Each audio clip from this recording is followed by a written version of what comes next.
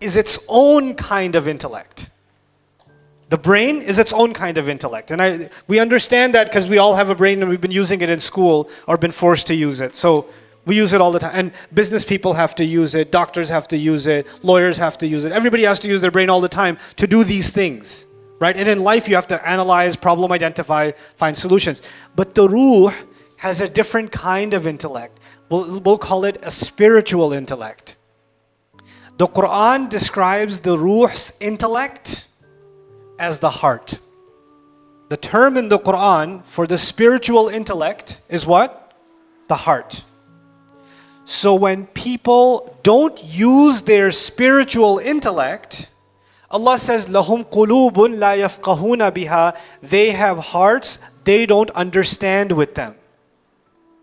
Listen to this. They have hearts they don't understand with them. And someone who doesn't understand the difference between alam al-amr and alam al-khalq comes to me and says, Ustad, how come it says the heart thinks? The heart doesn't think, the brain thinks. The Quran is wrong about that, biologically speaking. Yes, Sylvester, you are right about that.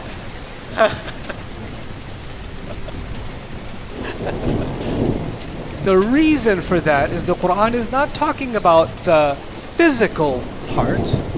It's talking about the spiritual intellect. And what word did Allah give to the spiritual intellect? Qalb. He gave it the meaning, the qalb.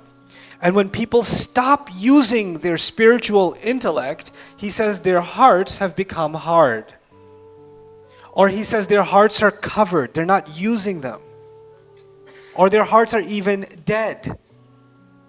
He even says, إِنَّ فِي ذَلِكَ لَذِكْرَ لِمَنْ كَانَ لَهُ قَلْبٌ. In this Quran, there's a real reminder for someone who actually has a heart. You could be like, but Ustad, everybody has a heart.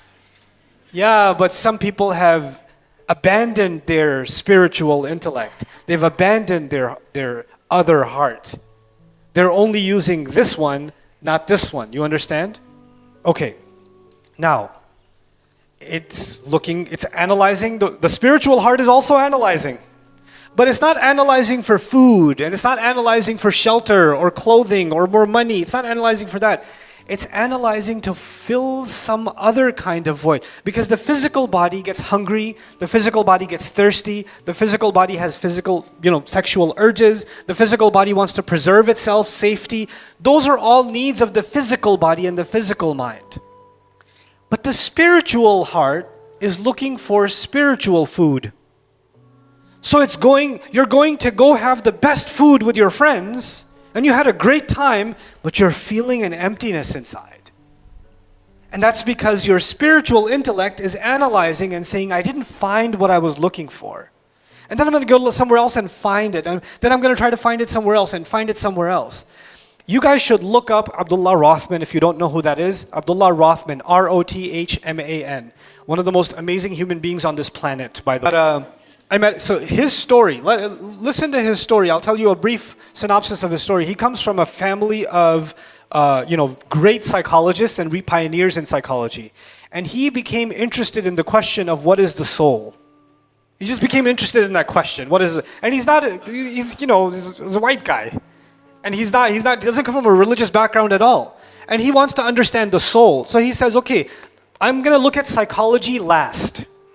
I'm going to look around the world for what people say about this thing they call the soul. So he spends time in a Hindu temple, living with a pandit, dressing like them, eating like them, like the whole 9 yards for a while, a year or more. Then he goes to some shaman in Jamaica and lives in the woods and fishes with a spear and lives among them. Then he spends time in like a Jewish seminary, and he spends time in the church, and he all over. Like, he didn't just go study this stuff. He wanted to get into their spiritual practices, their culture, wanted to understand it from the inside. And he was kind of all done with everything, and he came back to do his master's in psychology. And somebody asked him, did you do Islamic psychology? You look at Islamic spirituality? He goes, really? Islam? And he started looking into it, and he says, this is it. And he took Shahada. And he's head of the Islamic psychology program at Cambridge Islamic College. He studied under a sheikh in Sudan. He got married in Sudan.